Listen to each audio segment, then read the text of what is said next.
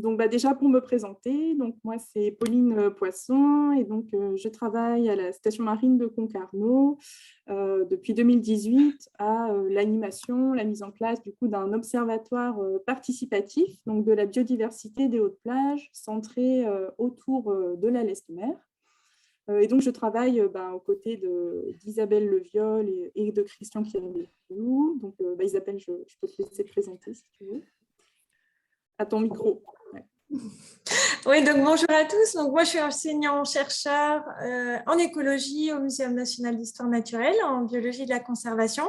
Et effectivement, on a co-monté ce programme qui est à la fois un programme de recherche et un observatoire, donc aussi avec Christian Kerberiou, qui est également enseignant-chercheur au CESCO. Et donc, on est basé à la station marine de Concarneau et on travaille étroitement avec Pauline. Voilà, donc merci. Allez, tac, tac, tac. Ok, alors du coup, comme c'est en visio, ça demande un petit peu d'organisation technique. Voilà, pour le confort de tous, donc je vous demanderai donc, de couper vos micros lorsque vous ne vous exprimez pas. Donc, vous trouvez cette possibilité donc, en bas de l'onglet, donc vous pouvez désactiver le son. Si jamais votre connexion n'est pas très bonne, n'hésitez pas à couper votre caméra également. Si jamais vous avez des questions, vous pouvez soit la poser par écrit dans l'onglet discussion. On y reviendra au fur et à mesure. Et si jamais vous avez envie de prendre la parole à n'importe quel moment, n'hésitez pas. Vous pouvez, par exemple, il y a un petit onglet réaction et vous pouvez demander à lever la main. Et du coup, on vous laissera la parole. Alors, petite chose, on aimerait bien donc filmer, enregistrer cette présentation. Donc voilà, si jamais vous ne voulez pas, l'idée c'est de la rediffuser ensuite sur le site internet. Donc si jamais vous ne voulez pas apparaître sur l'enregistrement, n'hésitez pas à le signaler dans le chat et puis comme ça on vous coupera en montage. Voilà. Du coup, Isabelle, je te laisse lancer l'enregistrement. Ok. Donc, vous allez avoir un petit message normalement qui vous demande d'accepter l'enregistrement, si tout se passe bien. Je ne sais pas si tu as fait, Isabelle, c'est bon? Oui, normalement, j'avais déjà juste fait... Oui, on l'a eu. Hein, on l'a eu. Ah, ok, d'accord. Oui. Moi, je ne l'ai pas eu, donc ok, super. Alors, bon, du coup, le sujet de ce soir, hein, on va s'intéresser à la laisse de mer et du coup, pour commencer à vous en parler, c'est bien de la définir. Donc, qu'est-ce que c'est la laisse de mer? C'est ce qui, comme son nom l'indique, hein, c'est ce qui est laissé par la mer sur le haut des plages avec les marées. Et donc, dans cette laisse de mer, on va retrouver pas mal de choses, donc, notamment des végétaux qui peuvent être d'origine marine avec des algues ou des plantes marines, mais aussi d'origine terrestre, hein, comme du bois flotté, par exemple. On va retrouver également des composants animaux. Je pense que vous avez déjà tous observé des pontes de bulots, par exemple, ou des capsules d'œufs de raie. Donc, on retrouve pas mal de restes d'animaux aussi hein, sur les plages. Et puis, aujourd'hui, hein, mêlé à ces composés naturels, on a aussi pas mal de composés liés aux activités humaines. Et donc, tout ça se mêle un petit peu sur la plage et forme du coup la laisse de mer. Alors nous, on s'intéresse plus spécifiquement aux algues qui composent cette laisse de mer. Et donc, ces algues, en fait, elles proviennent des habitats marins qui se développent sous l'eau. Hein. Il y a toute une communauté d'algues qui se développe un peu plus au large. Et donc, au gré de leur cycle de vie, des tempêtes, des houles, des vagues, des courants, ces algues, elles vont se décrocher de leur substrat et venir, pour une partie d'entre elles, s'échouer sur la plage et donc former la laisse de mer. Donc, cette laisse de mer, ce ne sont pas que de simples déchets inutiles sur la plage. Elle est à la base vraiment de tout un réseau trophique et elle a une importance considérable pour la dynamique de la plage. Un premier rôle qu'on peut lui attribuer, c'est notamment de pouvoir retenir le sable sur les plages. Donc, en fait, lorsque la laisse de mer va se déposer, hein, en fonction de s'il y en a beaucoup ou pas, donc le sable va voyager avec le vent et venir être piégé dans les entremêlats d'algues. Et donc, au fur et à mesure, la laisse de mer va être ensevelie et ça va vraiment permettre du coup de maintenir un peu les grains de sable sur la plage. Un autre rôle qu'on peut lui attribuer, c'est de constituer à la fois un refuge, mais aussi une source de nourriture pour les invertébrés décomposeurs de la laisse de mer. Donc, je pense que vous avez déjà tous vu les petites puces de mer ou les mouches se balader, voilà, enfin, être présentes en tout cas à proximité de cette laisse de mer, donc qui participe à sa décomposition. Et au fur et à mesure du coup, que cette laisse de mer se décompose, est décomposée par ces invertébrés, les nutriments issus de cette décomposition vont être assimilés dans le sable et ça va permettre de faire une sorte d'engrais pour les premières plantes terrestres qui vont pousser sur le haut de plage. Donc là, par exemple, je vous ai mis la roquette de mer ou le chou marin, qui sont deux plantes emblématiques qui poussent vraiment sur le sable, et dont notamment le chou marin, qui est une espèce protégée à l'échelle nationale. Et donc, ces plantes-là, elles aussi, elles jouent un rôle assez important sur la plage. Donc, les toutes premières qui vont pousser sur le sable, avec leurs racines qui sont très étendues et parfois très profondes, elles vont aussi maintenir en fait le sable sur la plage. Donc, ça va permettre ensuite de stabiliser le sable et de permettre à d'autres plantes, par exemple des zoyas, de pouvoir s'installer un petit peu derrière, puisque le sable est un peu plus fixe. Et donc, tout ça permet ensuite de former une dune lorsque c'est possible en arrière-plage. Donc, si je reviens sur ces invertébrés, hein, ils sont très utiles à l'écosystème du haut de plage, puisqu'ils servent eux-mêmes de nourriture à d'autres animaux. Donc, par exemple, aux oiseaux qui sont sur le littoral, mais aussi d'autres invertébrés, mais prédateurs ceux-ci, comme par exemple la grande nébrie des sables, donc il y a un petit carabidé qu'on ne retrouve plus que sur quelques îles bretonnes et vendéennes. Et puis, lorsque la laisse de mer est de nouveau dans l'eau, tous les invertébrés qui s'y trouvent peuvent être aussi consommés par des organismes marins comme les poissons. Dernier rôle qu'on peut attribuer en lien avec la laisse de mer, ça va être aussi un lieu de nidification de certains oiseaux. Donc, je pense que beaucoup d'entre vous ont entendu parler du fameux gravelot à collier interrompu. Hein. Donc, c'est un petit oiseau qui camoufle très bien son nid et ses œufs dans les vieilles laisses de mer du haut de plage. Voilà, mais ce n'est pas le seul qui niche en haut de plage. Donc, voilà un petit peu pour le rôle des laisses de mer.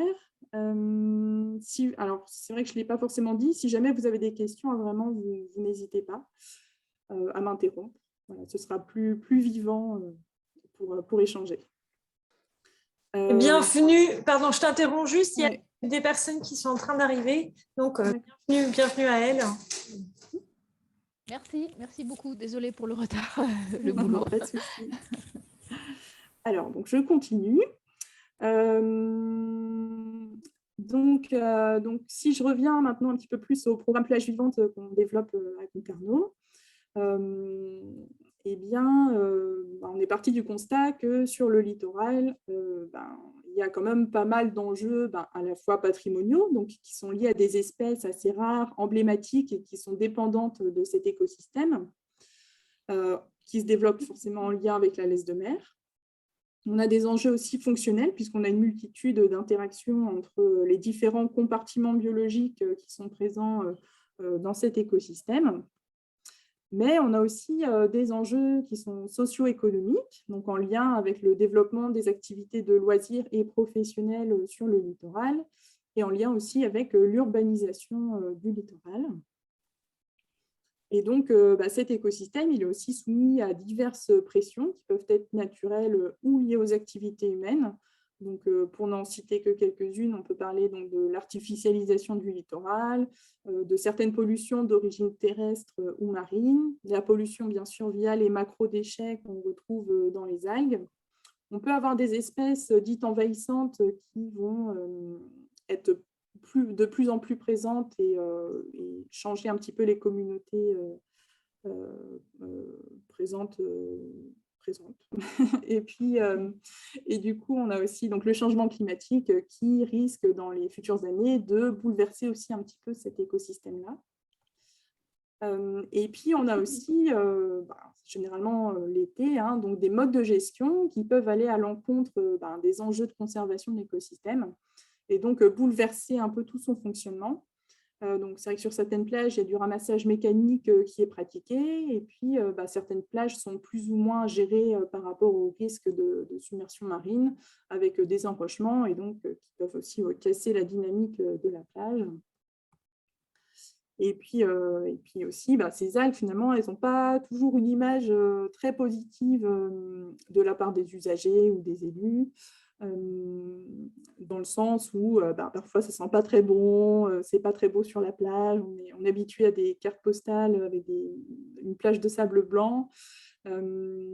Donc voilà, ça fait un petit peu débat auprès des usagers. Alors, je précise juste que nous, dans le cadre du projet, on s'intéresse aux laisses de mer naturelles, hein, celles que, voilà, pas les marées vertes, qui sont un phénomène d'eutrophisation des eaux, hein, qui sont un phénomène un petit peu à part. Et donc là, c'est vrai que c'est une obligation sanitaire de les retirer de la plage. Voilà. Donc, ces modes de gestion, voilà, comme je disais, ils font un petit peu débat auprès des usagers. Certains sont pour qu'on laisse les laisses de mer, d'autres sont pour qu'on les enlève. Donc, il faut trouver un peu le bon compromis pour satisfaire tout le monde. Et puis, lorsque c'est nécessaire, hein, pour protéger toute cette biodiversité, on peut avoir des réponses de protection, des réponses plutôt en lien avec la communication auprès des usagers des plages. Et puis, lorsque c'est nécessaire, l'intervention de police environnementale. Alors, du coup, je vais parler de fonctionnement du socio-écosystème, puisqu'on s'intéresse à la fois à la biodiversité, mais aussi aux activités qui se passent dans cet écosystème. Et donc, son fonctionnement, nous, on part du constat qu'il va être en lien avec la laisse de mer. Donc, cette laisse de mer, elle provient donc, des habitats marins plus ou moins à proximité. Et aujourd'hui, on est dans un contexte de changements globaux, donc à la fois climatiques, mais aussi liés aux activités sur le littoral, et puis des changements plutôt locaux, notamment dans les pratiques de gestion. Et donc, tout ça, nous, on ne sait pas très bien comment ça marche. Donc, l'idée, c'est d'essayer d'avoir un programme de surveillance pour suivre l'état de la biodiversité, sur l'état de la biodiversité. Et donc, pour ça, on a besoin de faire des observations sur le littoral, donc des observations qui soient standardisées, donc qui sont relevées de la même façon partout sur le littoral. Et donc, l'idée, c'est justement de faire des observations à large échelle, donc sur l'ensemble du littoral, et large échelle spatiale et large échelle temporelle, puisque nous, on s'intéresse au réchauffement climatique notamment, et donc c'est quelque chose qu'on ne va pas mesurer sur 1 ou 2 années, donc on a besoin d'avoir plusieurs années de suivi pour essayer de voir des changements dans l'état de la biodiversité. Et donc pour ça, ça demande d'avoir une surveillance et d'avoir un effort d'échantillonnage qui soit assez important. Et donc c'est pour ça qu'on a pensé aux sciences participatives, puisque ça peut être un formidable outil pour impliquer les citoyens dans les observations réalisées sur le littoral, pour à la fois leur faire découvrir la biodiversité, et ça permet aussi pour nous d'avoir des données sur l'ensemble du littoral. Alors, si je viens un petit peu plus donc, sur la partie du programme Plage Vivante et de l'Observatoire participatif. Donc, le programme Plage Vivante, nous, on le définit comme un programme de recherche qui va être construit autour d'un observatoire participatif de la biodiversité des hautes plages. Et donc, cet observatoire participatif, il est adossé à 2 pôles de recherche. Alors, par contre, il y a juste un micro qui… Ouais, si on peut couper les micros, merci. Voilà, donc adossé à cet observatoire participatif, il y a 2 pôles de recherche. Donc, un pôle qui s'intéresse plus à des questions d'écologie et de sciences de la conservation, et un deuxième pôle qui s'intéresse plus aux humanités environnementales. Donc, le premier pôle, l'idée, c'est de mesurer les effets des changements globaux, donc climatiques et anthropiques, sur la biodiversité des hautes plages. Et pour le pôle humanité environnementale, l'idée, c'est de s'intéresser à mieux comprendre les relations entre humains et non-humains dans le socio-écosystème du haut de plage.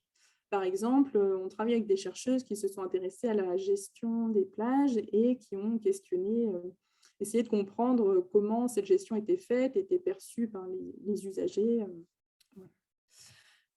Si je reviens à l'observatoire participatif, l'idée, c'est vraiment de développer plusieurs protocoles de suivi de la biodiversité sur les différents compartiments biologiques qui sont en interaction avec les laisses de mer, et donc notamment les algues et plantes marines qui la composent, les oiseaux qui viennent y trouver de la nourriture avec les invertébrés, la végétation pionnière du haut de plage, donc qui sont les premières plantes à pousser sur le sable, et puis les invertébrés qui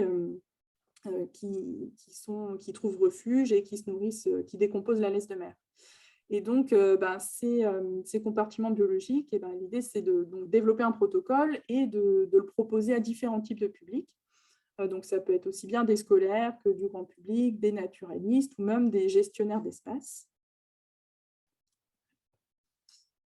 Donc, le premier volet qu'on a développé dans le cadre de Plages Vivantes s'intéresse aux algues et plantes marines de la laisse de mer.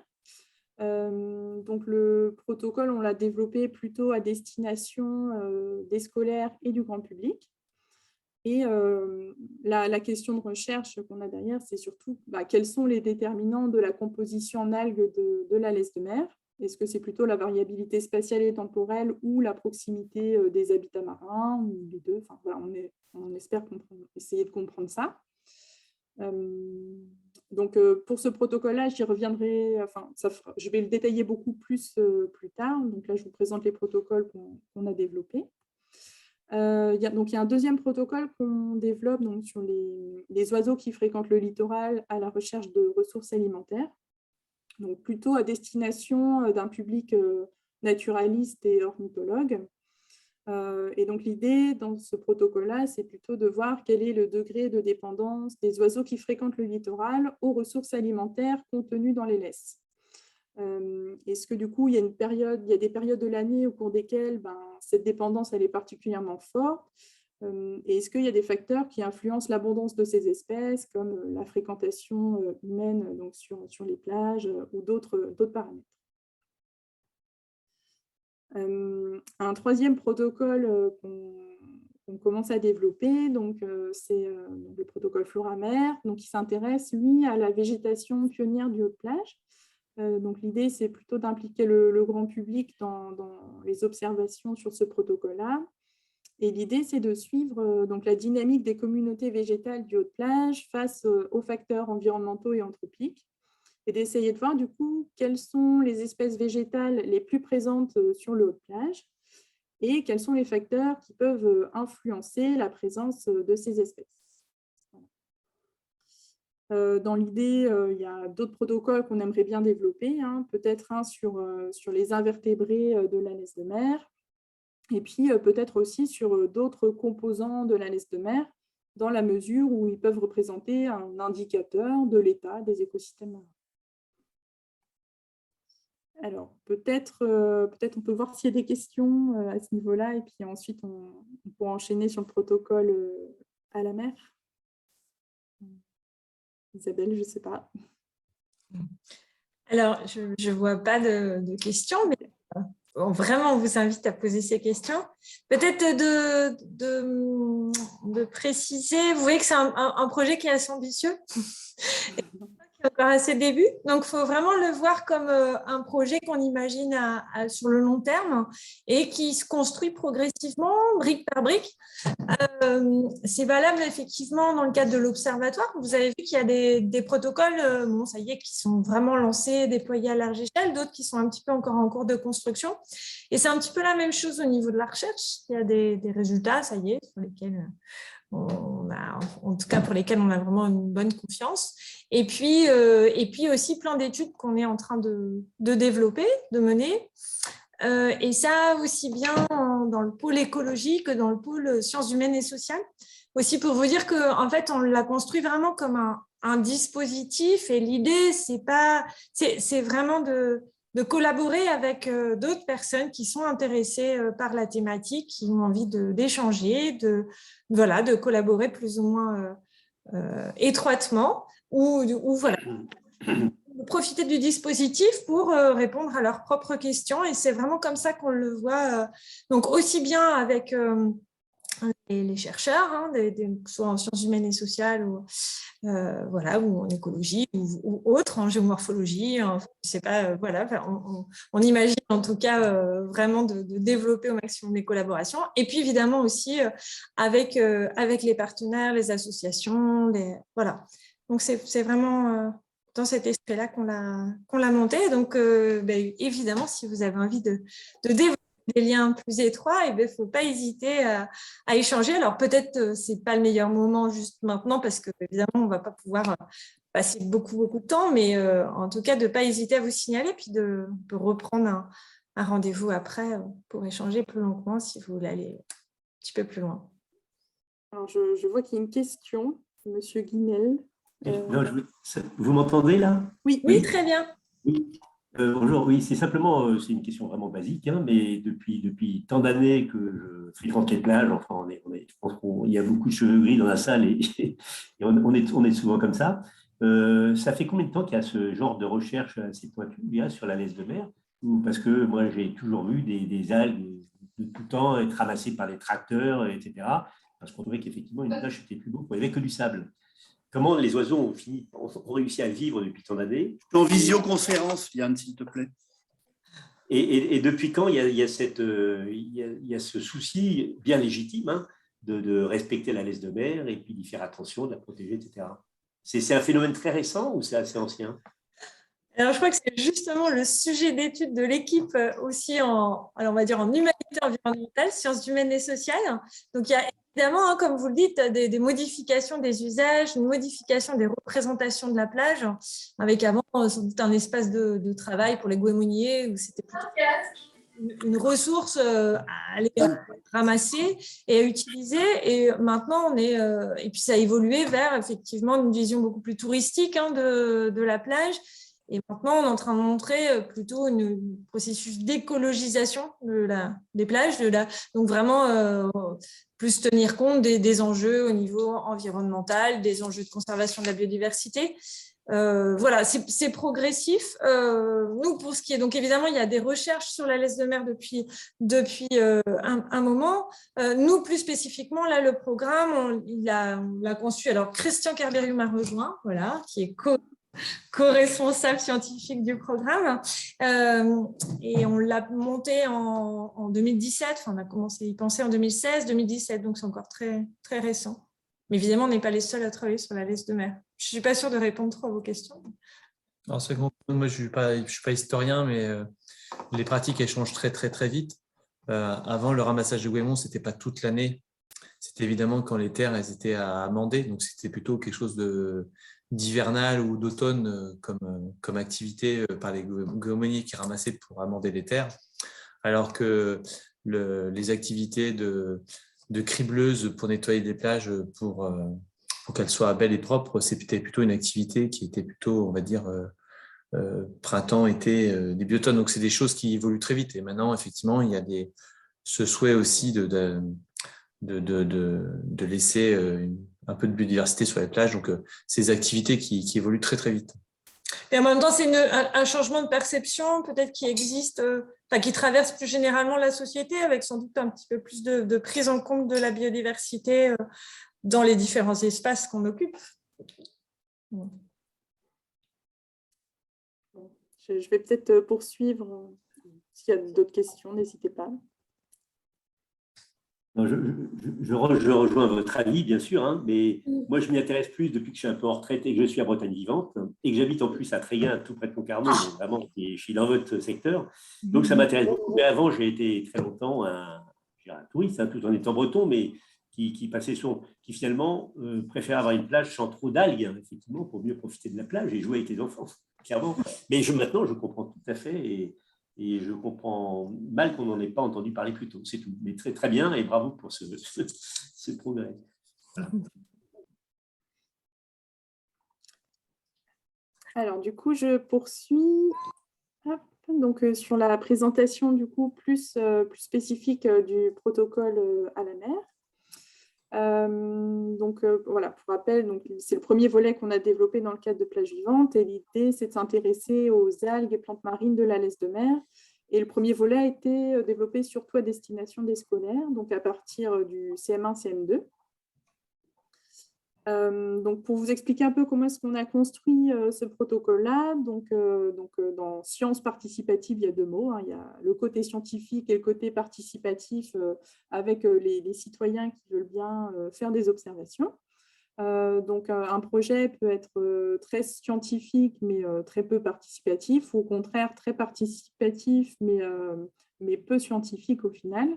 Et donc, l'idée, c'est vraiment de trouver le meilleur compromis entre la science et la participation pour pouvoir être en mesure ensuite de proposer donc, des mesures de gestion et de conservation de l'écosystème et des espèces. Et donc, pour trouver ce compromis, hein, l'idée, c'est vraiment de recenser les attentes et les contraintes, à la fois des scientifiques, mais aussi donc, des participants qu'on cible. Et là, dans notre cas, c'était à la fois les scolaires, mais aussi donc, les personnes qui encadrent les sorties, donc les enseignants et puis les structures d'éducation à l'environnement. Voilà, dans l'idée, c'était donc de proposer un protocole de suivi de la composition en algues des laisses de mer. Et donc, les premières questions qui sont posées, hein, pour les enfants, l'idée, c'était d'avoir quelque chose, un protocole qui leur permette d'apprendre de nouvelles choses. Donc, c'était un public qui était assez enthousiaste, pas forcément expert et qui a surtout un temps d'attention assez limité. Pour les écologues, l'idée, c'était d'avoir des données protocolées standardisées, donc qui soient des observations qui soient réalisées de la même façon par tout le monde, pour pouvoir faire des comparaisons à la fois spatiales et temporelles. Et donc, la première question, hein, c'est déjà quelles espèces on propose dans ce protocole, puisqu'il y en a énormément. Quand on est écologue, hein, l'idée, c'est d'en avoir beaucoup pour avoir une vue d'ensemble de la communauté d'algues qui est présente échouée sur la plage.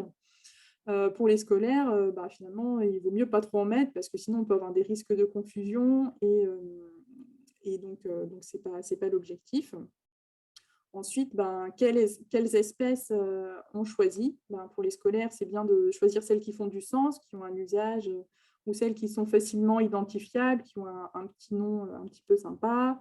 Pour les écologues, l'intérêt, c'est d'avoir des espèces, retrouver les espèces qui sont les plus abondantes ou les plus fréquentes sur notre plage, ou celles qui ont des traits de vie caractéristiques, donc, par exemple, qui peuvent être marquantes dans le cadre du changement climatique ou qui peuvent être des espèces dites envahissantes.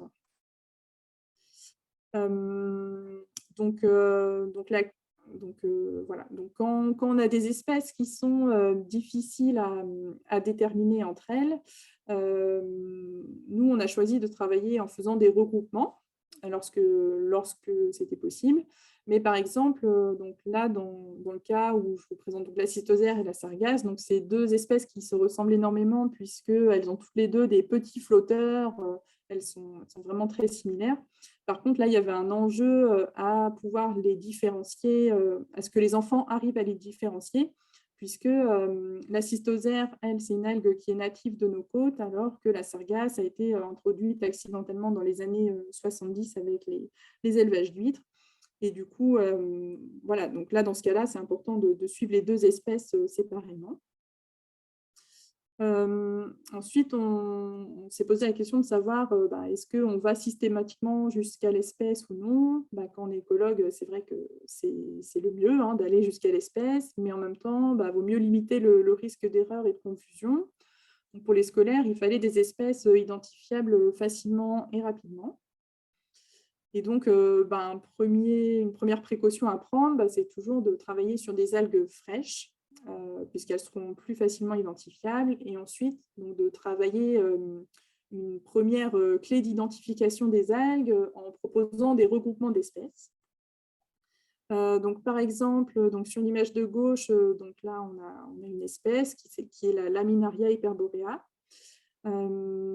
Et donc là, on a de la chance, hein, on a l'espèce dans son ensemble. Par contre, sur la plage, parfois, on n'a qu'un morceau de cette algue-là. Donc, quand on a ce morceau-là, on sait dire que c'est une laminaire, mais on ne va pas pouvoir aller jusqu'à l'espèce. Donc, on peut choisir de s'arrêter uniquement à Laminaria sp pour laminaire indéterminé, voilà, puisque c'est important de savoir qu'elle était présente sur la plage. Et donc, suite à ce travail-là, on a travaillé sur une première clé d'identification des algues qui a été testée auprès des scolaires pour essayer de l'améliorer au fur et à mesure. Donc voilà, ça c'est le premier outil développé. Ensuite, il a fallu s'interroger sur quel site on va suivre, et on va proposer de suivre aux participants. L'objectif, c'est d'avoir une variété de sites différents et sur l'ensemble du littoral. Quand on travaille avec des scolaires, l'idée, c'est que ce soit quand même un site qui soit accessible, avec un faible coût de déplacement et surtout sécuritaire. Voilà. Donc, l'idée, c'est de choisir à chaque fois un site à proximité d'une école. Ensuite, quelle unité de relevé? Pour les écologues, l'idée, c'est d'avoir une surface où il y a plusieurs espèces, et puis pour les scolaires, une surface pas trop grande, mais suffisamment grande pour que les enfants puissent travailler par petits groupes et chacun des algues à identifier. Donc, nous, on est parti sur un quadrat de 1 mètre carré. Donc, ça, c'est notre surface d'échantillonnage. Et ensuite, combien de quadrats par site est-ce qu'on proposait de faire? Donc, quand on travaille avec des scolaires, c'est une classe en général, hein, donc il faut quand même un nombre de quadrats suffisant pour toute la classe. Et il faut pouvoir répartir du coup les enfants par petits groupes. Pour les écologues, l'idée, c'est d'avoir un nombre de quadrats qui soit représentatif de la composition en algues des laisses de mer. Et donc, il y a des tests qui ont été faits au début du projet. Et donc, on a réalisé jusqu'à 10 quadrats par plage. Et donc, on s'est aperçu qu'au bout du 5e quadrat, quasiment 90% des espèces qu'on pouvait retrouver sur les 10 quadrats étaient déjà retrouvées dans les 5 premiers quadrats. Donc, on a choisi, en fait, dans l'idéal, en fait, il faudrait faire environ 5 quadrats par plage pour avoir une bonne représentativité de la composition en algues des laisses de mer. Et ensuite, du coup, combien de relevés on peut faire au cours de l'année? L'idée, c'est d'avoir un grand nombre de sites et de relevés chaque année, puisque, par exemple, un des éléments qu'on va pouvoir peut-être mesurer avec ce grand nombre de relevés, ça va être de pouvoir voir, par exemple, des espèces qui apparaissent plus tôt dans l'année, donc en lien avec le changement climatique et le réchauffement des eaux. On suppose que des espèces qui n'apparaissaient qu'au printemps, peut-être, elles vont apparaître un petit peu plus tôt dans l'année parce que les eaux se réchauffent. Voilà, donc ça, c'est quelque chose qu'on pourra peut-être mesurer à travers le protocole. Donc voilà. Donc ce protocole à la mer, l'idée, c'est d'essayer de voir si les algues et les plantes marines qui s'échouent, elles sont le reflet des habitats marins à proximité, alors plus ou moins à proximité. Ça, on commence à comprendre un petit peu mieux comment ça marche. On pourra en discuter un petit peu à la fin de la présentation. Et puis, l'idée, c'est de voir aussi dans quelle mesure la composition en algues et plantes marines des laisses de mer est différente d'une plage à l'autre ou d'une saison à l'autre. Donc, ce qui a été fait, ce protocole, en fait, on l'a testé avec des scolaires, mais on l'a aussi réalisé, nous, l'équipe scientifique. Donc, on a relevé toutes les espèces qu'on retrouvait sur la plage. Et donc ça nous a permis de valider déjà la liste d'espèces qu'on proposait dans notre clé d'identification. Dans la clé d'identification, donc si vous l'avez regardé un petit peu, donc il y a une quarantaine d'espèces. Donc nous, quand on fait des relevés, pour l'instant, notre base de données, on a environ 150 espèces observées sur les plages, mais bien sûr, on ne pouvait pas laisser les 150 à déterminer pour les enfants. Voilà, donc l'idée, c'était de pouvoir faire des comparaisons entre ce que l'équipe scientifique a relevé et ce qu'on proposait dans la clé pour voir si les espèces qu'on avait choisies dans la clé pouvaient nous permettre de répondre aux questions qu'on se posait. Et donc ça a été validé.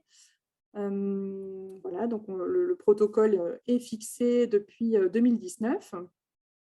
Et peut-être ce que je peux dire aussi, c'est que parfois, on a le fait d'avoir fait des relevés en fait, sur l'ensemble du littoral Manche-Mer du Nord et Atlantique. Et c'est vrai que certains secteurs, il y a quand même des spécificités en termes d'espèces observées sur le terrain. Et donc, sur le secteur du Pays Basque notamment, donc, on a une liste d'espèces qui est vraiment spécifique à ce territoire, puisque, par exemple, eux, ils n'ont pas du tout de laminaires, mais par contre, ils ont énormément d'algues rouges. Et en Bretagne, c'est vrai qu'on a beaucoup de laminaires, on a aussi pas mal d'algues rouges. Mais voilà, donc là, il y avait un enjeu à faire une clé qui soit adaptée à ce secteur-là. Donc voilà, donc pour détailler un petit peu concrètement comment se passe le protocole sur le terrain. Donc l'idée, c'est vraiment d'étudier à la fois le volume et la composition en algues et plantes marines des laisses de mer. Alors oui, il y a peut-être une question. Oui, bonjour, juste une petite question. La notion de plage, puisqu'on a des endroits où on a des plages qui sont pas très étendues et d'autres endroits où c'est très, très étendu. Je pense à la baie d'Audierne, par exemple. Comment est-ce qu'on délimite dans ces cas-là? Bonne question. Peut-être Isabelle, si tu veux. Oui, tu veux en parler. En fait, Pauline, on va essayer de… Elle va présenter un petit peu le protocole, mais en final, on fonctionne par transect. Donc, c'est ce que tu vas expliquer après. Et en fait, typiquement, le long de la plage de la baie d'Audierne, on peut faire plusieurs transects. En fait, nous, c'est plus, on va échantillonner, on parle de site, mais au final, c'est une station. Et en gros, c'est sur 25 mètres. Mais on va voir, on va en reparler. Je pense que Pauline, là, tu as vraiment insisté sur effectivement la façon dont on l'a pensé et imaginé au début ce protocole, et notamment à destination des scolaires. Et souvent, c'est quand même le plus difficile, c'est souvent de faire simple et le plus simple possible pour effectivement un public qui est pas du tout spécialiste et qui va avoir un temps d'attention limité. Mais évidemment, là, l'idée, c'est de le proposer aux scolaires, mais aussi à tous les gens qui ont envie de le faire. Et l'idée, c'est vraiment de pouvoir mettre ensemble toutes ces données. Et à partir de vraiment cette grande quantité de données, on peut dégager on peut faire des études pour essayer de mieux comprendre comment ça fonctionne. Donc, plus on a de suivi, plus on a de relevés, plus c'est intéressant. Et après, chaque relevé compte. Donc, on dira, si vous avez envie d'en faire et vous voulez en faire beaucoup, eh ben, c'est génial. Mais si, pour X raisons, eh ben, non, vous ne pouvez pas en faire beaucoup, vous pouvez juste suivre un site et puis à la limite, vous feriez 3 quadras, eh ben, c'est déjà super parce que ça participera à l'effort collectif. Donc, c'est vraiment dans cet esprit-là. Donc voilà.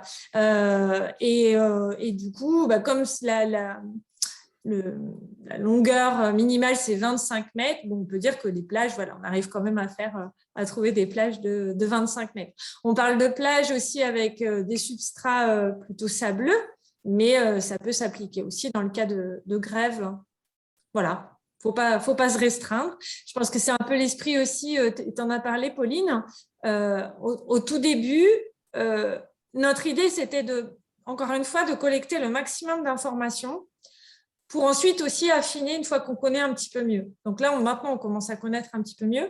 Mais du coup, on ne voulait pas, en fait, se priver de la bonne volonté de gens, de partenaires, en disant, alors non, il faut aller à tel moment, à tel endroit, telle date, de poser trop de contraintes sur la participation.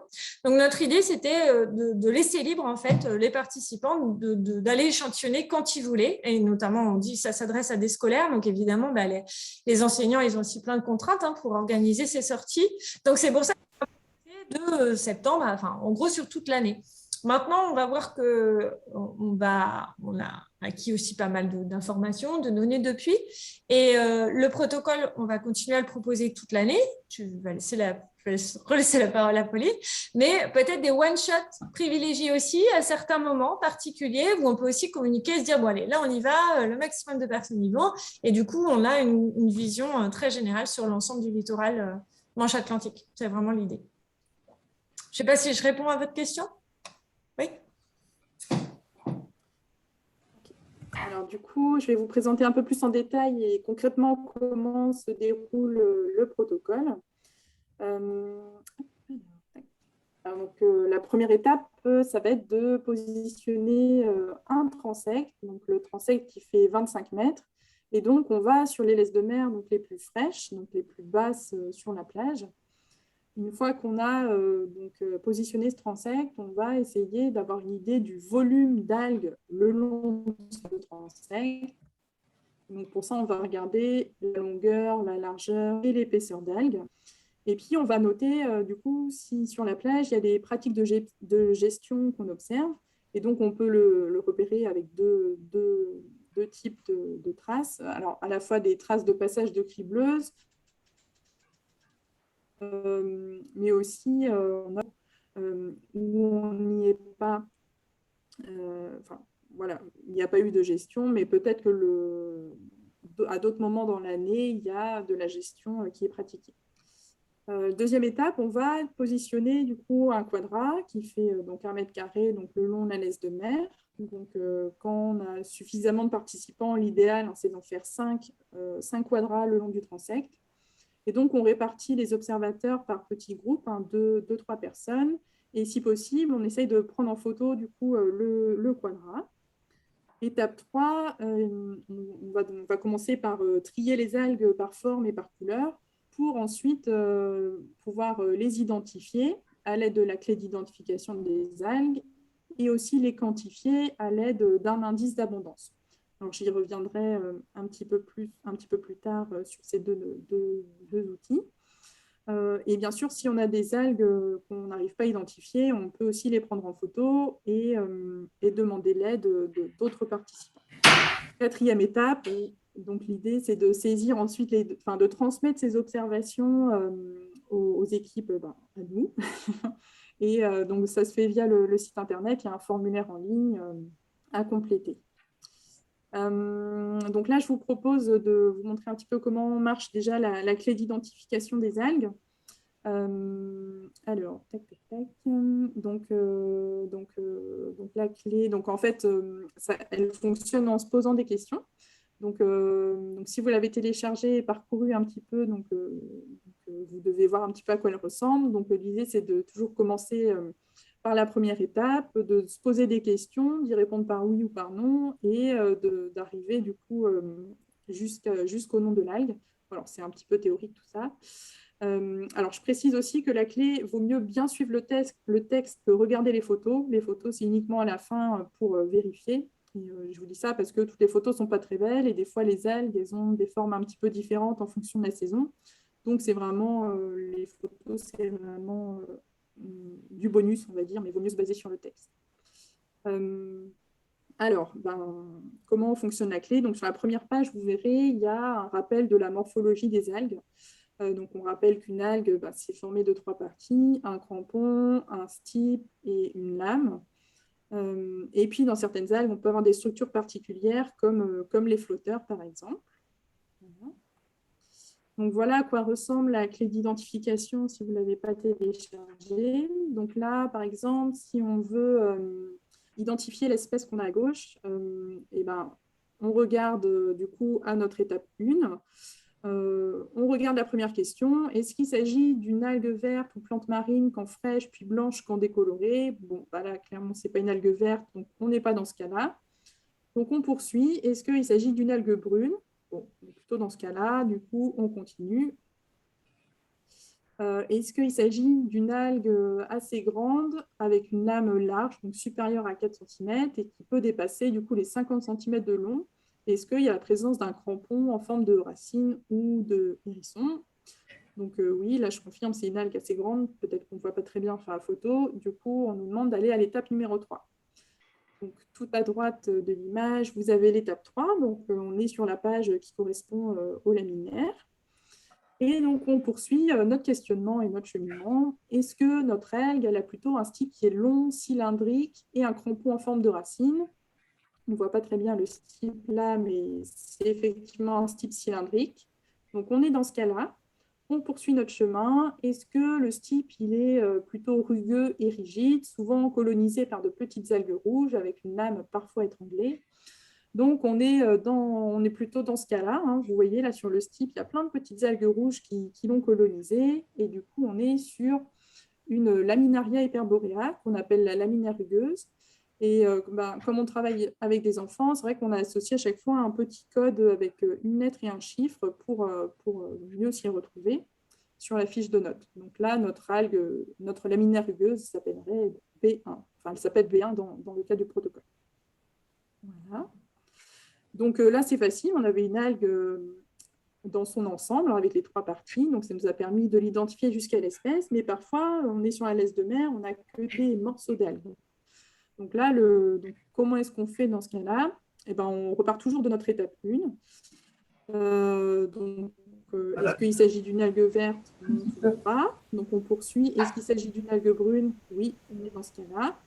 Est-ce qu'il s'agit d'une algue à la lame large et pouvant dépasser les 50 cm? Oui, on est aussi dans ce cas-là. Donc, on nous demande d'aller à l'étape 3. Donc, on continue à l'étape 3. Est-ce qu'il s'agit d'une algue à type long et cylindrique et crampon en forme de racine?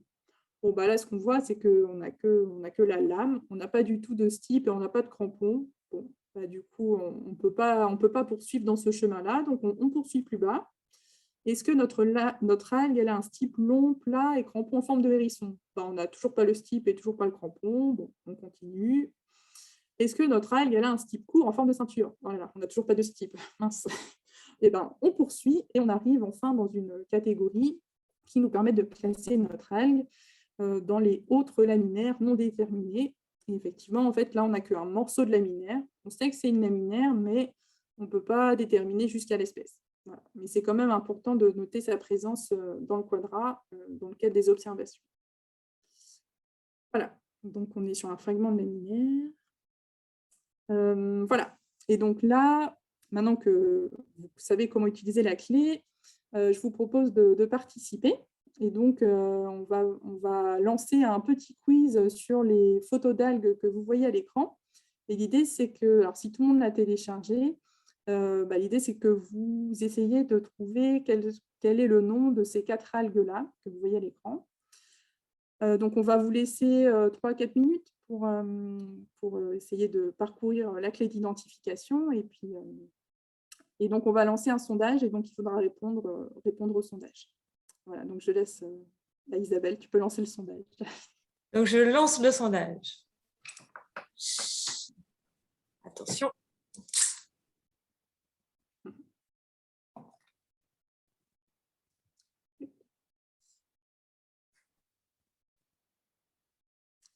Donc, en attendant, si vous avez des questions, hein, n'hésitez pas. On laisse 3-4 minutes. Hein?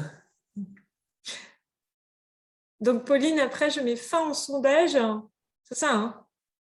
Et c'est après où on voit apparaître les résultats, si je ne me trompe pas. Oui.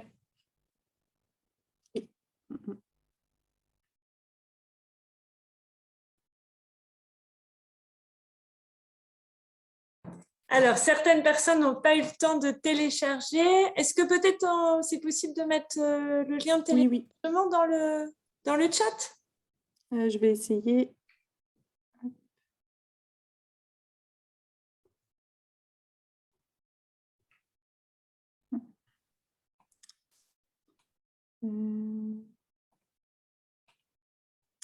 Je vais remettre dans le chat.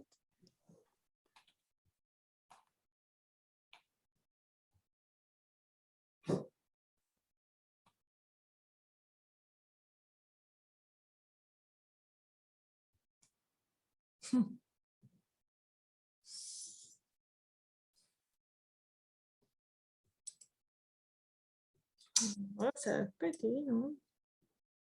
Oui, j'ai mis des durs. Je regarde les résultats qui sont. Ah, disons que c'est autre chose de les voir en photo de loin, en petit, et aussi de les avoir dans les mains quand même. Dans les mains, pouvoir manipuler, les retourner, c'est quand même un peu plus facile. Il était mis sur un pourcentage.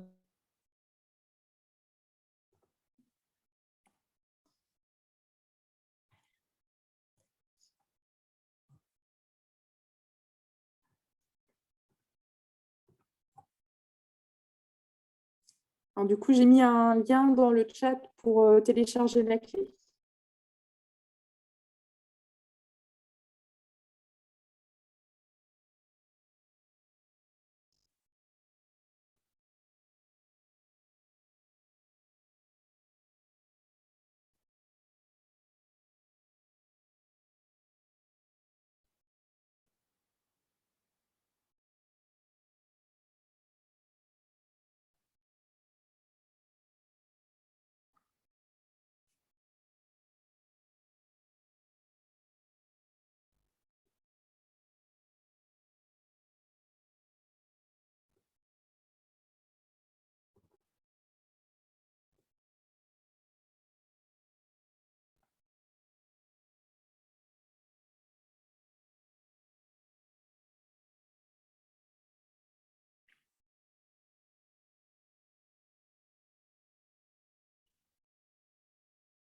Alors, je précise que les réponses sont anonymes, donc n'ayez pas peur de participer.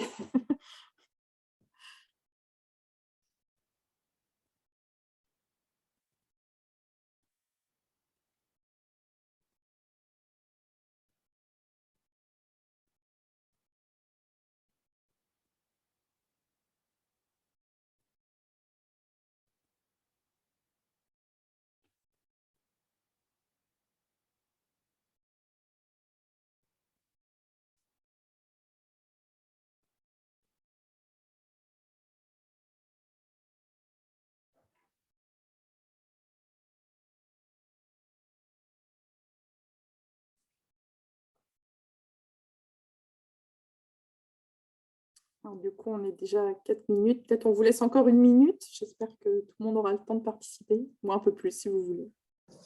Ouais, peut-être un peu plus. Là, il y a 12 personnes sur 29. Alors, certains n'ont pas pu, certaines n'ont pas pu télécharger la clé. Peut-être pour donner juste un tout petit peu plus de temps. OK. Je ne sais pas si pendant ce temps-là, il y a certains qui ont déjà fait leur choix, ont peut-être des questions, peut-être sur le protocole, le projet, ou la clé. Peut-être pour préciser aussi, tant qu'à faire, ou peut-être tu vas en parler après, Pauline. Là, c'est une clé, c'est ce livret d'accompagnement. Mais après, il y a d'autres types d'outils qui sont aussi proposés ou qui vont être proposés. Et notamment, il y a une autre clé qui a été proposée par une structure d'animation. Donc, de façon à peut-être qu'elle soit encore plus visuelle pour des publics, en tout cas, qui se sentent moins à l'aise avec le type d'outil. Et elle sera aussi téléchargeable sur le site. Et puis, il y a un projet, mais ce n'est pas encore tout de suite accessible, une appli, et puis aussi avec justement un outil en ligne qui aiderait à aller un petit peu plus rapidement vers l'espace, avec les clés experts. Mais ça, c'est en projet, voilà, parce que voilà, ça demande un petit peu plus d'investissement aussi. Mais à terme, il y aura effectivement sur appli des outils d'aide à la reconnaissance. Vous n'arrivez pas à voir les deux images. OK, pour certains, d'accord. Merci. Alors, on a une vingtaine de personnes qui ont répondu. Je pense que c'est peut-être bon, on peut peut-être clôturer. On laisse 10 secondes pour les derniers. Attention.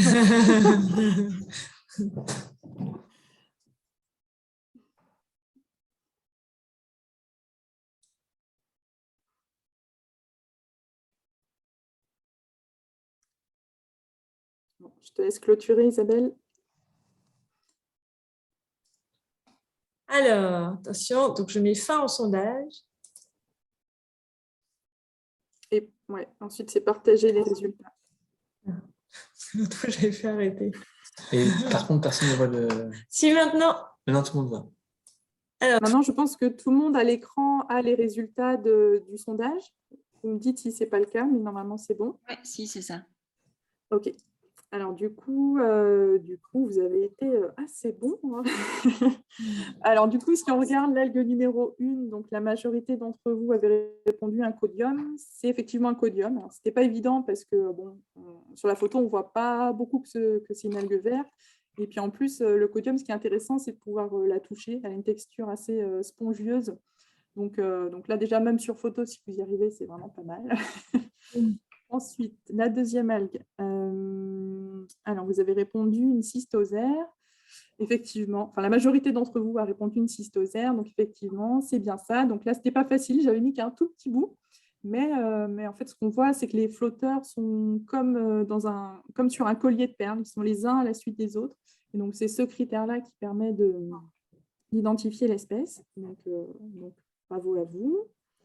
La troisième algue, vous avez quasiment tous répondu effectivement que c'était une algue rouge aplatie à bord lisse. Bon, c'est vrai qu'on ne peut pas aller tellement plus loin. Là, sur la photo, c'est une Dulcea carnosa. On l'appelle le steak de mer. C'est une algue rouge assez coriace, assez épaisse. Voilà. Et puis, pour la dernière algue, du coup, la majorité d'entre vous avait répondu une laminaire à bulbe. Donc, effectivement, c'est bien ça. Donc, on la reconnaît avec son crampon en forme de hérisson et puis surtout son stipe aplati.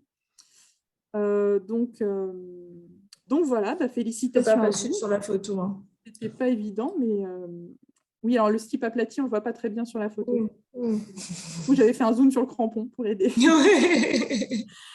Voilà. Mais donc, c'est plutôt pas mal. Hein. Juste, Ouais. voilà, on va dire que vu les éléments, là, c'est au final pas mal d'avoir réussi, d'avoir ce taux de réponse. L'idée aussi, c'est de pouvoir aussi déposer des photos et de faire contribuer les participants et le réseau qui augmente.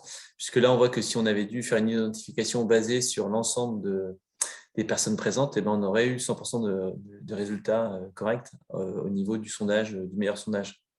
Donc, c'est aussi l'aspect un peu identification collaborative. C'est des choses qu'on aimerait bien développer. C'est des choses qui existent et qui marchent très bien sur des groupes hyper compliqués comme les insectes, par exemple, avec notre programme qui s'appelle le Speeple. Et l'idée, c'est aussi qu'on puisse interagir pour justement s'aider sur l'identification, donner les critères, se former, etc. Voilà.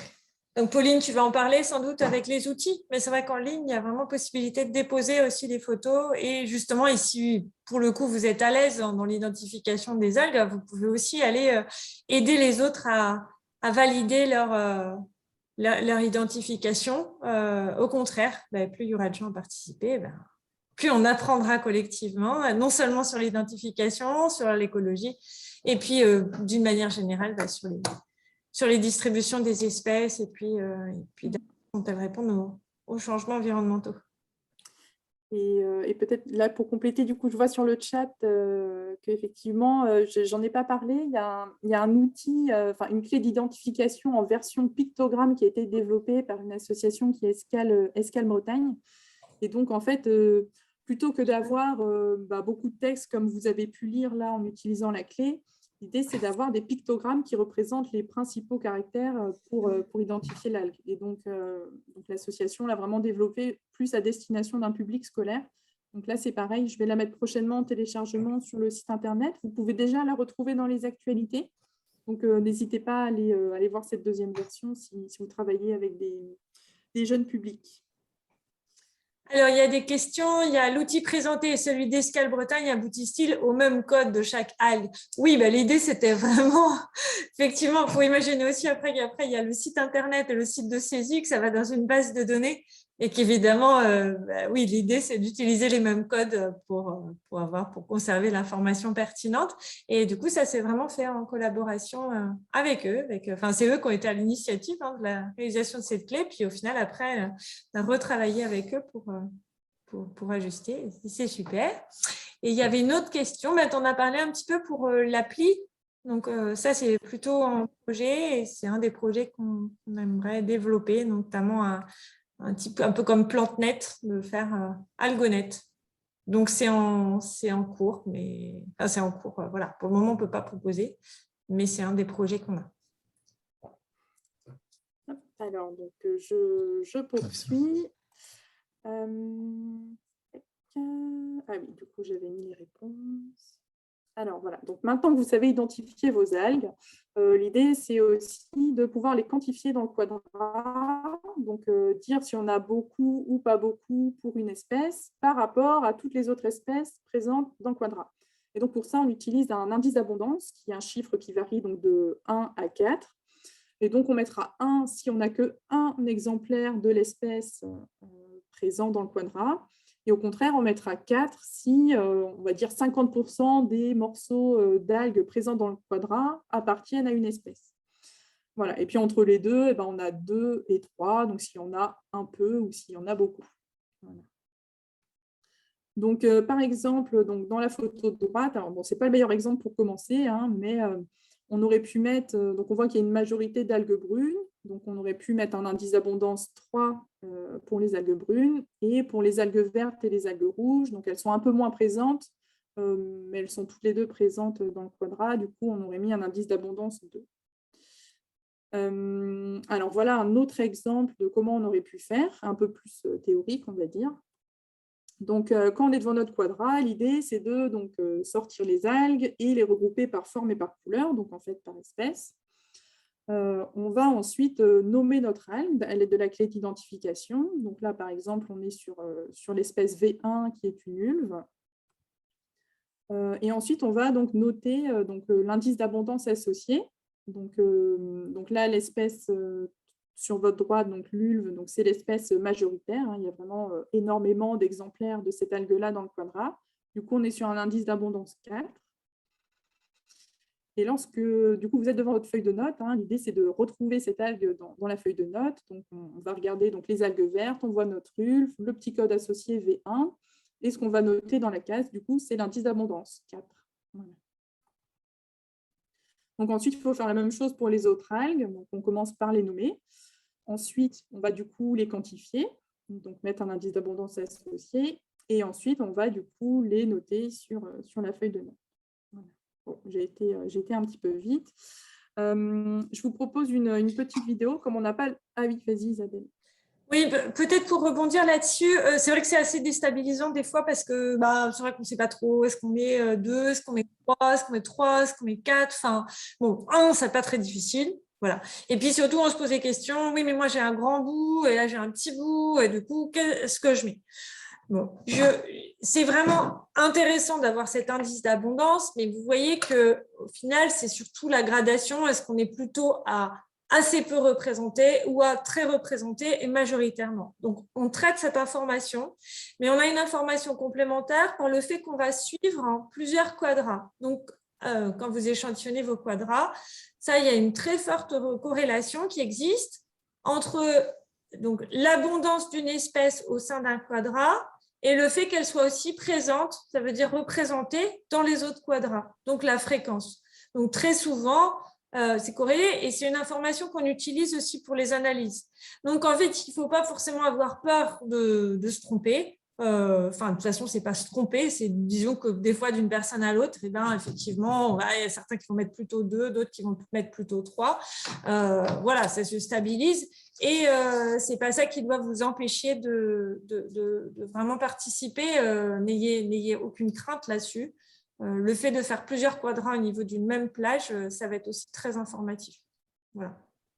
Pour rebondir, pour vous rassurer sur cet aspect-là, c'est des choses qu'on sait vraiment analyser, traiter d'un point de vue statistique. Donc, Isa l'a expliqué. Donc, de ce côté-là, on sait gérer ce problème d'incertitude. Il n'y a donc pas d'inquiétude de ce côté-là.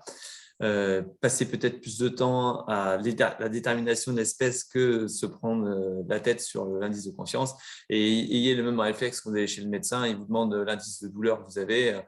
Ce qui est important, ce n'est pas tellement de savoir si c'est 7 ou 7,5, c'est plutôt de savoir si vous êtes sur 2 ou 3 ou vous êtes plutôt sur 8 ou 9. Quoi.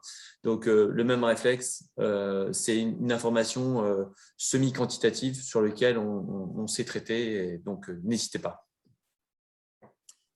Voilà. Alors peut-être, ouais, je vois que le temps file, donc je vais peut-être poursuivre. Donc, comme on n'a pas l'occasion d'aller sur le terrain pour cette formation en ligne, je vous propose du coup de vous partager une petite vidéo de comment ça se passe sur le terrain. Alors, hop, hop, hop. Est-ce que vous voyez mon écran? Je ne sais pas, qu'est-ce que tu vois, Isabelle, à l'écran? On voit bien. Ok. Vous voyez choisir sa plage? Ouais, ok. Alors, je lance la vidéo. Donc, voilà. Donc, la première étape, ça va être de choisir sa plage, forcément. Et donc, l'idée, c'est d'avoir une plage où la laisse de mer est présente. Donc, n'hésitez pas à passer la veille de votre sortie pour être sûr que le jour J, les algues soient présentes. Sachant que si vous allez sur une plage où il n'y a pas d'algues, c'est aussi une information intéressante que vous pouvez transmettre sur le site Internet. Et pour le coup, ce n'est pas très long.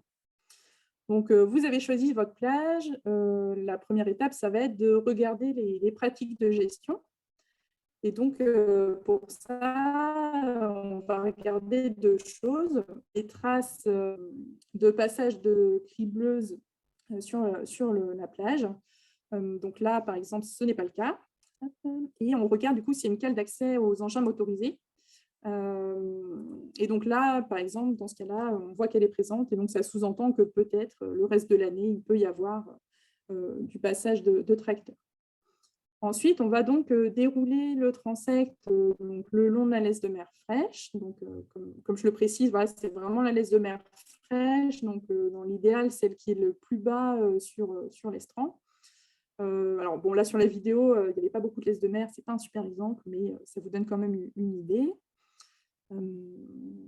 Voilà. Donc, voilà à peu près ce que ça représente, donc les 25 mètres. Ensuite, on va essayer de quantifier donc, le volume de laisse de mer. Et donc, pour ça, on va relever 3 paramètres, donc la longueur, la largeur et l'épaisseur de laisse de mer donc, le long du transect. Alors voilà, donc là, j'ai replacé le transect, donc il fait 25 mètres. Et donc, la première mesure qu'on va faire, c'est essayer de voir quelle est la longueur. Donc, pour ça, on va regarder si la laisse de mer est continue ou non le long de ce transect. Donc là, on voit qu'il y a un petit trou qui doit faire à peu près 2 mètres. Donc, sur les 25 mètres, j'ai peut-être que 23 mètres de laisse de mer en longueur. Ensuite, on va relever du coup la largeur. Et donc, pour faire cette mesure, on va regarder à différents endroits du transect quelle est la largeur. Et on va faire une moyenne. Donc là, par exemple, en moyenne, j'ai 0,5 mètres de laisse de mer le long du transect. Et la dernière mesure, ça va être du coup l'épaisseur. Et donc là, pareil que pour la longueur, on va regarder à différents endroits quelle est l'épaisseur. Et là, par exemple, dans ce cas-là, on pourrait estimer l'épaisseur à environ de 2 cm. Voilà. Alors, j'attends que la vidéo défile. Donc, une fois que ça c'est fait, on va du coup positionner son quadrat donc, le long de la laisse de mer. Donc, le quadrat fait 1 mètre carré. Donc, soit vous les avez fabriqués avec des tuyaux bien droits et du coup, un beau carré sur la plage. Voilà. Ou alors, vous avez aussi l'option de fabriquer votre quadrat juste avec une corde. Donc, par exemple, vous pouvez découper une corde qui fait 4 mètres de longueur. Vous réalisez un nœud tous les mètres et du coup, le nœud représente les sommets du carré. Et donc, on retrouve là aussi notre quadrat d'1 mètre carré.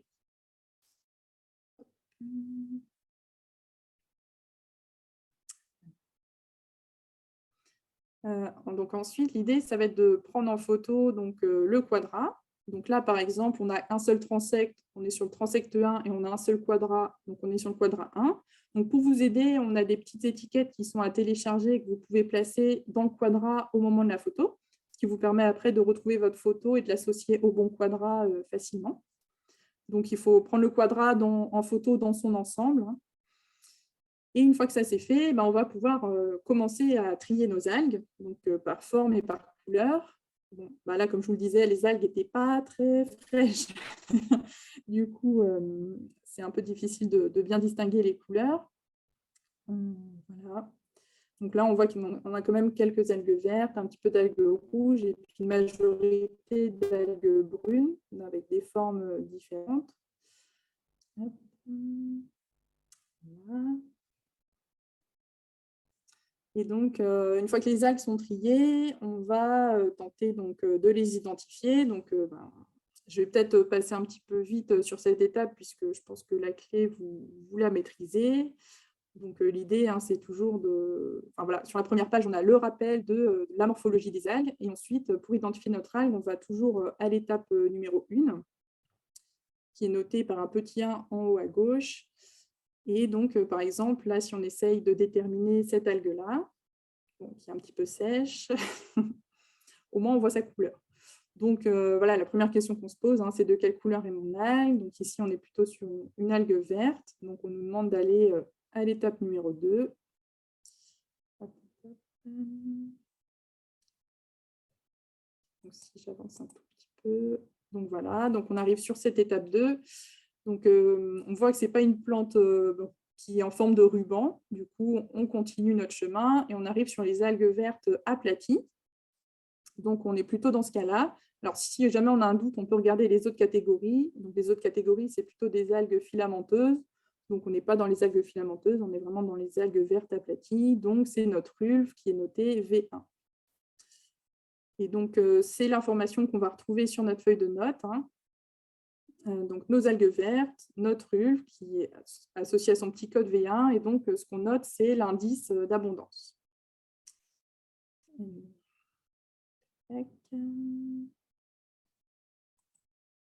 Alors, du coup, l'indice d'abondance, donc j'en ai parlé rapidement. Donc là, je vous propose un exemple. Donc là, il y a 3 espèces différentes. Donc, on a des algues rouges filamenteuses, donc qui sont assez nombreuses dans le quadrat.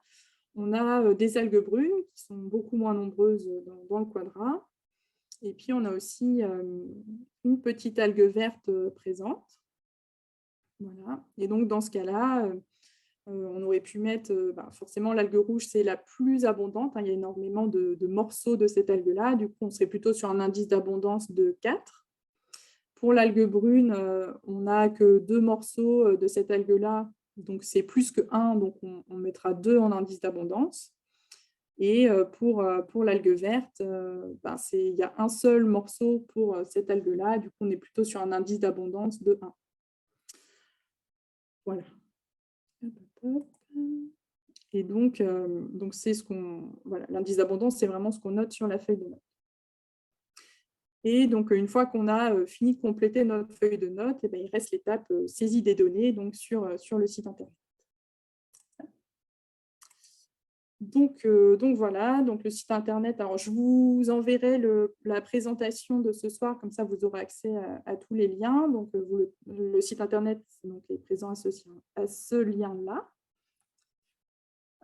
Et voilà, donc juste pour clôturer un petit peu cette présentation, donc, une fois qu'on reçoit vos données donc, via le site Internet, l'idée, c'est d'analyser ces données-là. Donc, nous, dans un premier temps, on a aussi réalisé d'autres relevés complémentaires pour améliorer, valider le protocole pendant la construction du protocole.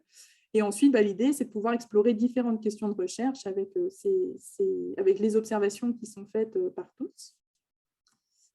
Donc, quand on travaille avec des scolaires, l'idée, c'est aussi de pouvoir analyser assez facilement ces données-là. Et donc, on peut faire des petites analyses assez simplement. L'idée, c'est de faire appréhender en fait, la démarche scientifique. Enfin, en tout cas, Plage Vivante et ce protocole, il peut servir de base pour appréhender la démarche scientifique donc, à travers différents modules d'accompagnement qui sont en cours de développement. Donc là, juste pour exemple, des petites analyses que vous pouvez faire avec les enfants, c'est par exemple essayer de regarder l'effet observateur. Est-ce que sur le même quadrat, 2 groupes d'enfants ont observé les mêmes espèces ou non? On peut aussi s'intéresser à la diversité des algues sur notre plage. Donc, est-ce que dans les 5 quadras, on va retrouver les mêmes espèces ou pas? On peut essayer de regarder quel est le nombre d'espèces totales, le nombre d'espèces qui sont en commun dans certains quadras, le nombre d'espèces qui est au contraire unique. Quelles sont ces espèces? Est-ce qu'elles ont des traits de vie caractéristiques? Voilà, lesquelles sont les plus fréquentes, les plus abondantes? Voilà, on peut se poser ces questions à l'échelle d'une plage, mais aussi faire des comparaisons avec d'autres plages, si on fait d'autres relevés sur d'autres sites. Et on peut aussi réaliser des relevés sur plusieurs années et voir du coup s'il y a des changements dans la composition en algues par rapport au relevé des années précédentes. Donc voilà, donc pour finir, l'idée c'était de voir un peu, je ne sais pas si tout le monde peut voir comment il peut s'investir, mais en tout cas il y a différents niveaux d'implication que vous pouvez suivre. Donc par exemple, voilà, si vous découvrez le protocole, que vous avez envie de découvrir un petit peu les algues, vous pouvez par exemple réaliser un transect de 3 quadras sur une plage une fois dans l'année. Ce sera déjà bien, les données seront analysées et c'est déjà super. Si jamais vous avez une ou 2 plages à proximité de chez vous et que vous avez envie de vous investir dans le programme, par exemple, vous pouvez réaliser un transect de 5 quadras sur 2 plages différentes et au moins une fois dans l'année, que vous pouvez reproduire d'année en année. Si, par exemple, vous êtes un acteur de l'éducation à l'environnement, que vous encadrez régulièrement des groupes soit d'enfants, soit d'adultes dans le cadre de vos animations, vous pourriez par exemple réaliser des transects sur 2 plages différentes et puis au moins 2 fois dans l'année pour voir par exemple les différences entre les algues qu'on va retrouver au printemps, celles qu'on va retrouver à l'automne, voilà par exemple. Et puis si on a vraiment envie de s'investir et qu'on a une question un peu spécifique en lien avec la laisse de mer, là du coup on peut réfléchir à un plan d'échantillonnage, combien de fois dans l'année je dois passer, sur combien de sites. Donc là, il ne faut pas hésiter à nous contacter pour qu'on définisse peut-être un protocole un peu plus précis pour répondre à vos questions. Voilà, donc j'ai fini la présentation. J'espère que c'était assez clair. Voilà, donc n'hésitez pas si vous avez des questions, c'est le moment.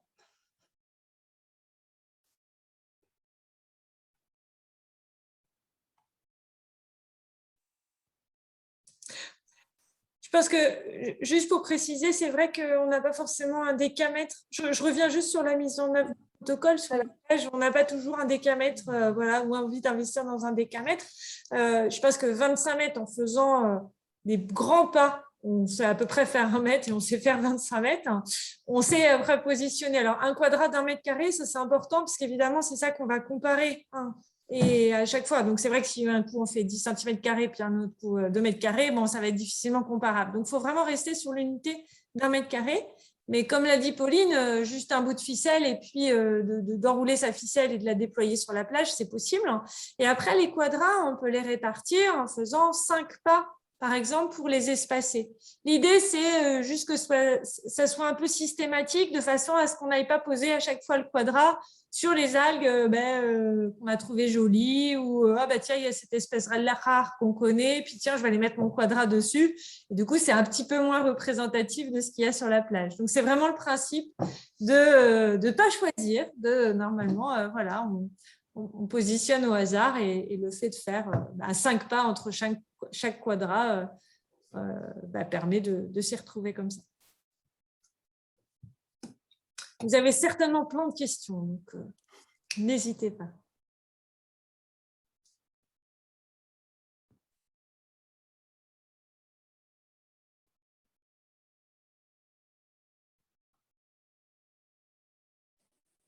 Des questions, pas forcément, parce que finalement, c'était très clair. Éventuellement, si quand même une question, en fait, vous répétez cette séance de formation plusieurs fois dans l'année, point d'interrogation. Et deuxième question, en fait, vous voudriez avoir combien de, je ne vais pas dire combien de participants, parce que selon qu'on compte les classes, tout ça, ça n'a pas de sens, mais finalement, vous voudriez avoir un échantillon tous les, je sais pas moi, tous les 15 km de plage, ou c'est quoi votre espérance de retour et combien de temps vous vous donnez en fait? Alors, notre ambition, tu veux répondre, Pauline, pour les formations déjà peut-être? Oui, du coup, plus donc moi sur les formations, je vais essayer d'en organiser peut-être deux dans l'année, enfin 2 formations en ligne dans l'année. Et après, c'est vrai que j'organise aussi des formations plus locales et en présentiel auprès d'associations qui me le demandent ou de réseaux des réseaux d'acteurs, donc par exemple des associations qui fédèrent d'autres associations de l'éducation et de l'environnement. Donc voilà, donc j'ai prévu là peut-être d'en organiser en Normandie, Loire-Atlantique et dans les Hauts-de-France, mais voilà, c'est pas du tout fermé. Il y en aura peut-être d'autres qui vont s'ajouter. Donc en général, je mets le lien sur le site internet. Voilà. Quand la formation est ouverte à tous, je propose sur le site internet, dans les actualités du programme. Et du coup, peut-être pour l'autre question, Isabelle, je te laisserai la main. Ouais, peut-être aussi sur les formations. Donc, effectivement, là, c'est la deuxième en ligne, hein. Mais donc, c'est assez confortable quand même à faire. Après, c'est mieux d'aller sur la plage et de le faire concrètement avec vous, mais évidemment, c'est possible de le redéployer comme ça en ligne. Peut-être de souligner aussi que tout l'intérêt pour la réussite du programme, ça va être effectivement de déployer vraiment ce programme à large échelle. Donc, c'est ce que tu fais, hein, c'est entre l'Île-de-France, entre le nord de France et puis le Pays Basque. Et il y a certains d'entre vous, je crois, qui sont au Pays Basque. Donc, merci beaucoup d'être là. Et évidemment, l'idée, c'est après de s'appuyer sur des relais locaux. Donc, encore une fois, l'idée, c'est que les gens, s'ils ont envie de participer, de participer à cet aspect collectif, hein, ils peuvent ou participer très légèrement en faisant quelques relevés près de chez eux, voire, je pense à l'extrême, s'emparer vraiment du protocole, voire de la formation, et être un référent local et animé au niveau local. Alors, ça peut être au niveau local de quelques communes, de quelques plages, voire à l'échelle de régions. Tout est possible. Et évidemment, là, encore une fois, ça vaut le coup qu'on échange, qu'on discute, voilà, et qu'on adapte, s'adapte aussi à vos attentes et à vos besoins. Mais vraiment, on insiste là-dessus. Donc, ça renvoie un petit peu vers la deuxième question qui était combien on a besoin de données. Évidemment, plus on va avoir de données, mais plus on va pouvoir aller loin dans l'analyse des données et d'essayer de comprendre justement l'impact, notamment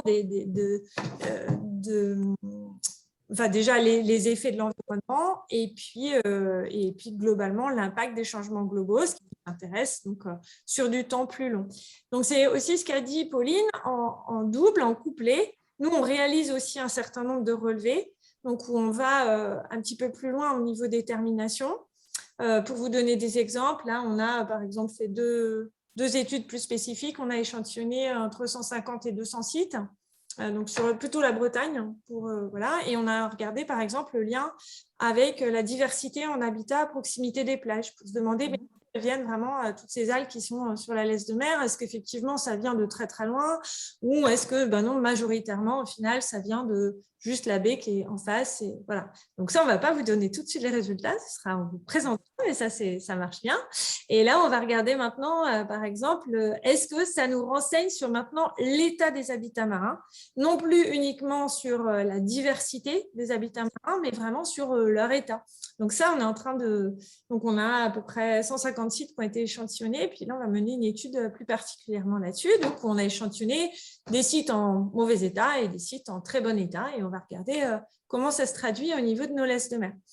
Et donc, évidemment, l'enjeu, ce qu'on voit dans ces relevés, c'est aussi de le faire dans le temps et de se projeter aussi sur du long terme. On le voit vraiment comme un observatoire de suivi sur le long terme.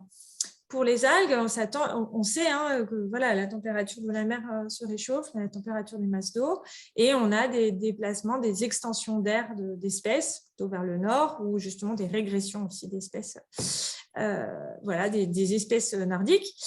Et donc, c'est aussi grâce à tous ces relevés que ça va nous permettre justement de mieux détecter ça et surtout de comprendre dans quelle mesure certaines répondent plus que d'autres. Donc, je renvoie vers l'idée que, effectivement, plus on aura donné, plus ce sera intéressant. voilà, qu'il ne faut pas hésiter à s'arrêter, à participer. Voilà. Je ne sais pas si Christian, tu veux préciser? C'est vraiment comme ça qu'on participe. Là, on a beaucoup parlé de... c'est le cœur, c'est plage vivante et puis ce protocole plus particulier à la mer. Évidemment, l'idée, c'est après de coupler avec les données sur les oiseaux, sur la flore, enfin, en tout cas, de faire des analyses en considérant différents taxons.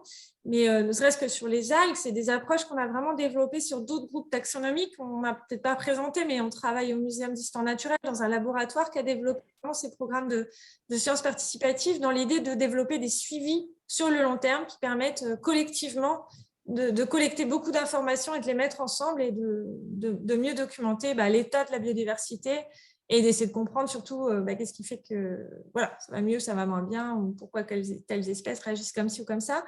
Et notamment, donc on est, peut-être vous avez entendu parler du suivi temporel des oiseaux communs.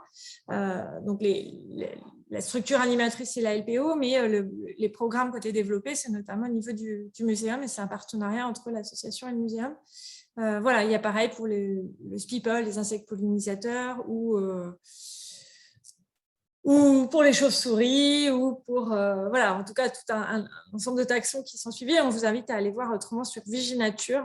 Et si vous êtes structure d'éducation à l'environnement et que vous êtes intéressé en particulier par les protocoles proposés à destination des scolaires, il y a le Viginature École.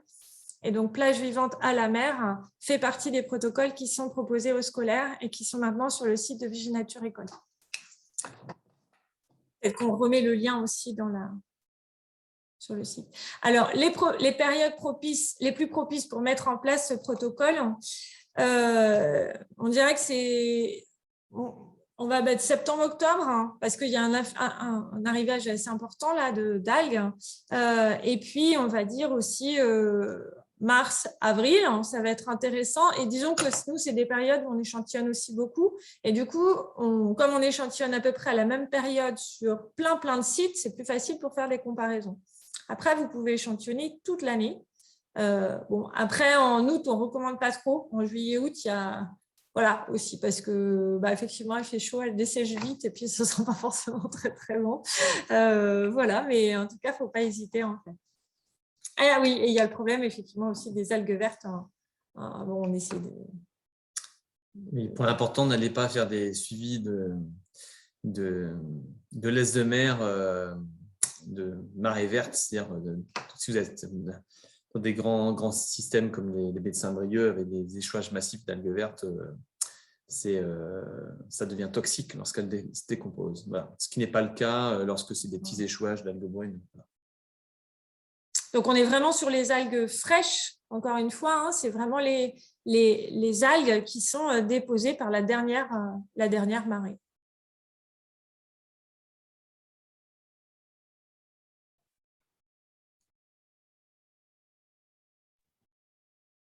Donc, il reste des questions. Dans le lien, tu as mis Viginature École. Voilà. J'ai mis les deux, j'ai mis Viginature aussi. Mm-hmm. Peut-être que tout le monde a faim. Alors, il y a Jeannette qui disait « Parfois, les plantes passionnent peu les élèves avec cet outil. Ils sont rapidement fans d'algues. » Merci beaucoup, Jeannette. C'est cool.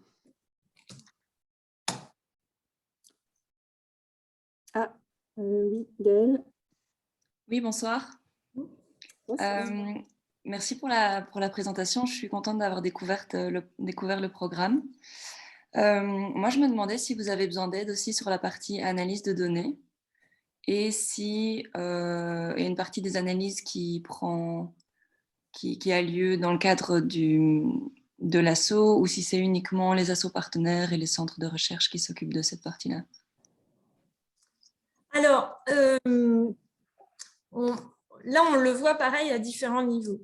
Nous, l'enjeu, il y a d'analyser en fait ces données récoltés par notamment les scolaires ou le grand public. Et donc, on va aussi proposer et monter avec les enseignants les structures d'éducation à l'environnement, des séquences donc en amont pour faire émerger les questions et pourquoi on arrive à ce protocole, et aussi en aval pour analyser les données. Et donc, l'a dit Pauline, ça peut être des petites analyses sur la diversité, la richesse, comment ça fluctue d'une plage à l'autre. Donc, évidemment, toutes ces données, elles sont en open source et elles sont téléchargeables. Et si vous avez envie de vous amuser avec, au contraire, c'est très, très bien. C'est vraiment l'idée aussi de donner envie aux gens de pouvoir répondre à leurs propres questions et d'analyser.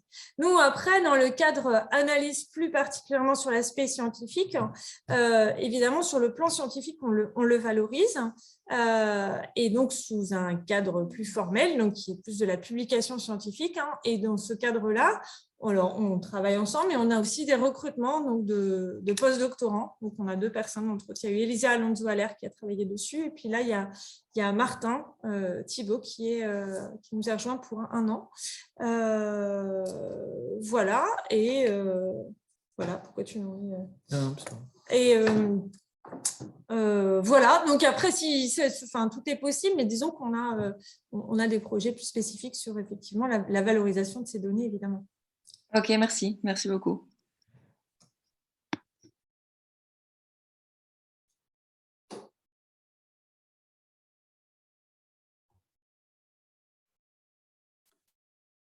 Bon, c'est peut-être la fin, si personne n'intervient. N'hésitez pas, si vous avez des questions. C'est vrai que c'est plus facile.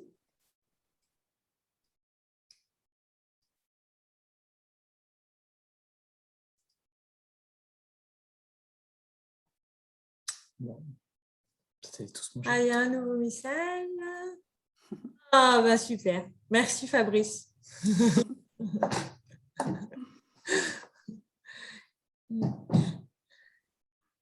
Eh bien, en tout cas, Pauline est très active, et c'est vrai que maintenant tu fais newsletters. On a vu qu'il y avait plusieurs d'entre vous qui… Alors, je n'ai pas vu, il y avait Michel Ignette. On n'a pas assez souligné, mais on a parlé tout à l'heure de relais locaux. Et merci encore. Michel, il s'est emparé complètement du protocole. Et puis, vous avez formé un petit groupe, et je crois que vous êtes assez dynamique sur le Nord Finistère, et un grand… Non, Côte d'Armor. Côte d'Armor, honte à moi. Non, c'est pas grave, j'aime bien le Finistère aussi. Mais bon, là, c'est Côte d'Armor. Et donc, on espérait faire jonction avec les Briochins, puisqu'il y a eu une formation dans le cadre de Vive Armor Nature, dont je fais également partie.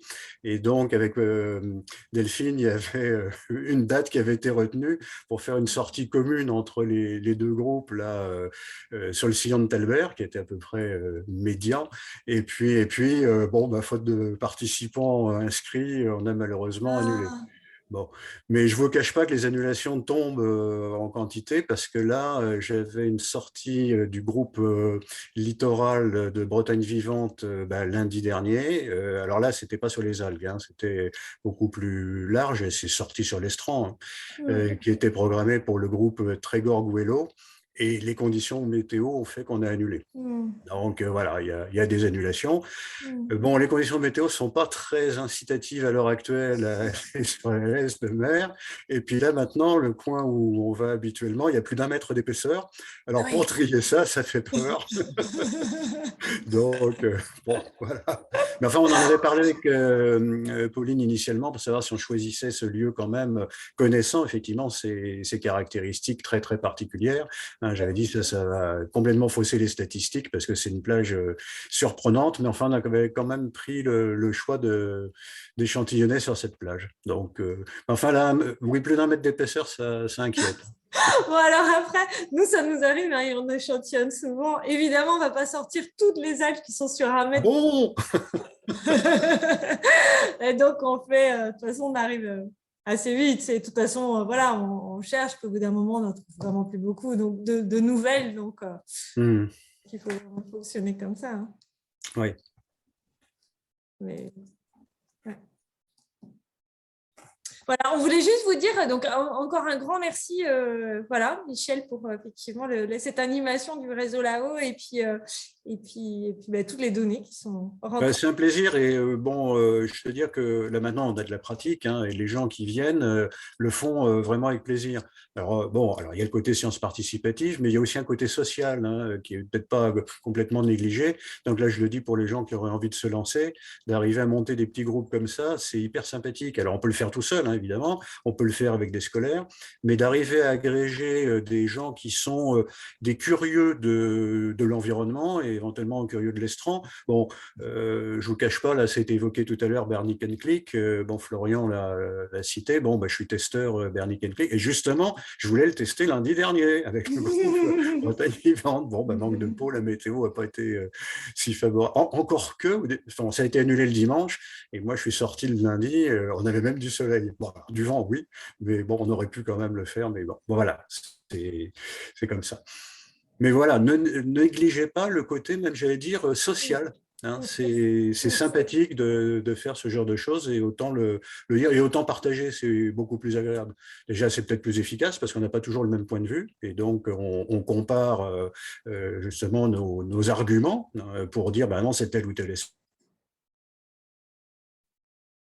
et moi, je ne vois que des avantages. Super. Merci beaucoup. Mais on voulait vous dire aussi juste parce que on découvre aussi cette répartition des algues sur la laisse de mer. Il n'y a pas tant que ça d'études en amont, même au niveau d'international, hein. Enfin en tout cas à des échelles larges comme ça.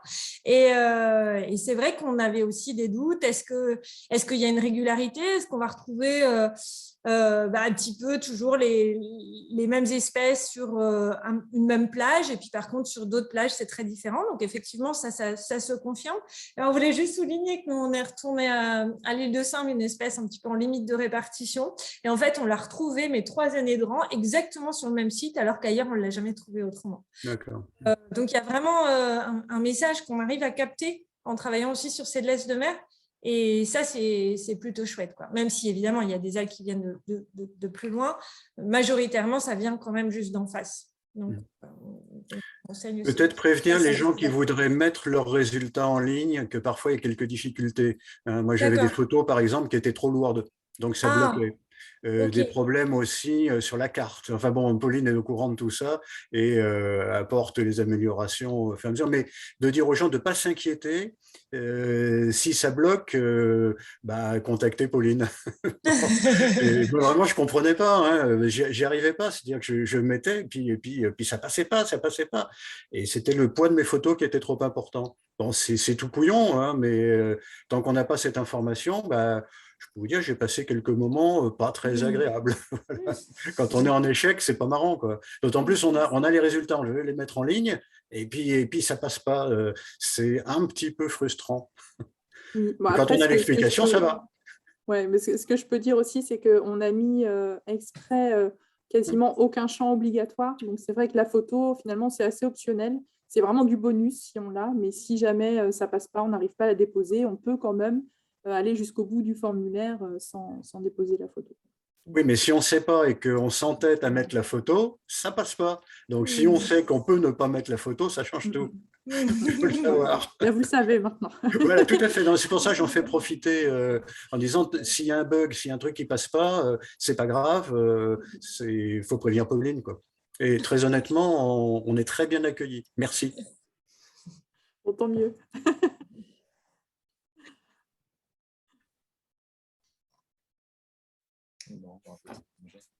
Ouais, ça va peut-être l'air. Enfin, à moins que d'autres aient des questions.